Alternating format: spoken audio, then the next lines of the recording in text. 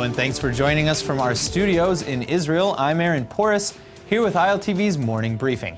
The continued spike in terror-related incidents has the IDF very busy lately, as overnight operations results in seizures, arrests, and even a bomb defusal.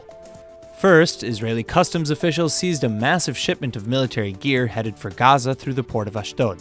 The cargo included thousands of military vests, boots, and camouflaged heavy jackets.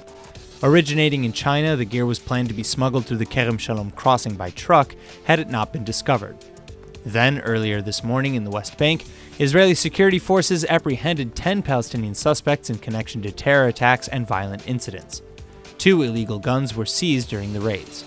Shortly after, near Joseph's tomb in Nablus, army sappers found and detonated an explosive intended for the 1,000 Jewish worshippers on their way there. The cell phone-operated device was planted at the entrance of the tomb and was destroyed in a controlled explosion. No injuries or damages were caused by the detonation, but as the Jewish worshippers came in for prayers, they were met with local Palestinian residents throwing rocks at their buses and military escorts. One rioter was arrested, and thankfully no injuries were reported, but some damage to the vehicles was. Joseph's tomb is a common spot for violent outbursts, as religious Jews regularly make pilgrimages there. Nablus residents typically use rocks, Molotov cocktails, and even gunfire to drive Israelis away. With peace between Israel and the Palestinians seemingly further off than ever before, the Palestinians are preparing to take drastic measures.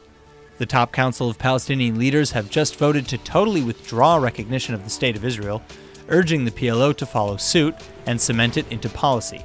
This is a massive vote that may very well mark the beginning of a new Palestinian strategy as we know it. Though the final decision is still for Palestinian Authority President and P.L.O. Chairman Mahmoud Abbas to make, Abbas just delivered a fiery speech on the matter, demanding the international community to step in and mediate peace, while also apparently denying any Jewish connection to the land of Israel. Some of Abbas's troubling accusations echo similar anti-Semitic claims that he made decades ago. Prime Minister Netanyahu says that Abbas has merely exposed a truth Israel already knew, that, quote, "The root of the conflict is the basic refusal to recognize a Jewish state in any borders," end quote. Others say that Abbas has no choice other than to revert to extreme language to rally his base, given the Palestinian frustration over President Trump's recognition of Jerusalem as Israel's capital. A decision seen by some as the beginning of the end of Palestinian dreams for an independent state. Meanwhile, the case of the teenage Palestinian girl Ahed Tamimi continues to spark debate. A military judge has just ruled to keep the 16-year-old in jail in the days leading up to her court hearing, despite admitting that the girl poses no actual threat. Tamimi has become an icon of Palestinian resistance for slapping an Israeli soldier who allegedly shot her younger cousin in the head with a rubber bullet. Footage of the incident went viral, and though some praised the soldiers for not fighting back, others say Tamimi staged the attack in hopes of capturing a violent response. She's charged with several counts of aggravated assault.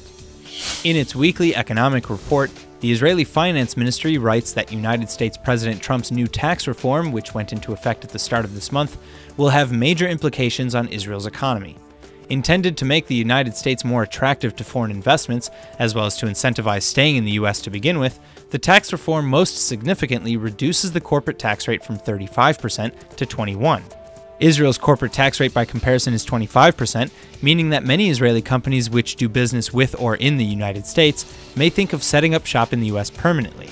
If such a thing were to happen, a dramatic drop in Israeli tax revenue might only be the start of the problem. That being said, while the report did say Israel is likely to be affected by the new tax code, it continued that, quote, "At this point, it is still early to estimate the extent of its impact on the Israeli economy in general and on the high-tech sector in particular," end quote.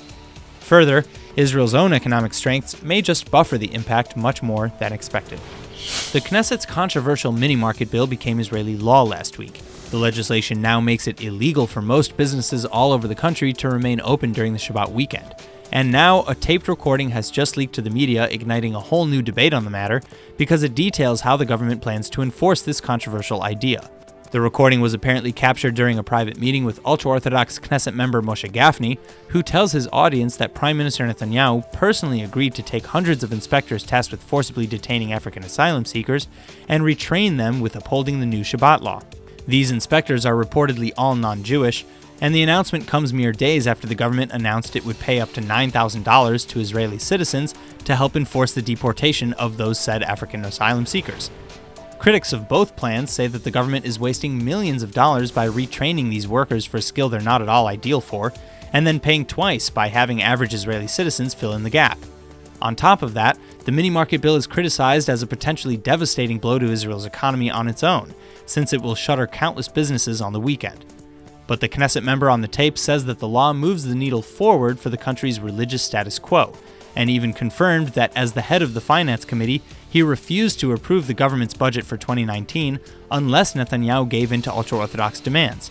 But perhaps the biggest red flag of all is that he told the audience not to share what was said in the meeting, saying that it could, quote, cause damage. Israeli-German TAMAR MORALI is now officially the first Jewish contestant ever in the MGC Miss Germany Corporation contest. After winning the title of Miss Internet, she now qualified for the Miss Germany competition against some 21 other women, the winners of the other categories. There was confusion, though, not long ago on the part of whether or not MORALI would actually be the first Jewish Miss Germany, as a Jewish woman won Miss Universe Germany in 2011. But the two competitions are not affiliated, truly making MORALI the first Jewish Miss Germany contestant. The final stage in the competition will be in Germany's Europa Park on February 24th, and MORALI is very much looking forward to donning the crown.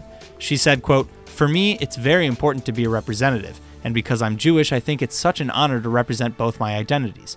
Furthermore, I want to be able to show and represent the real me, highlighting that we shouldn't be afraid to show who we really are." End quote.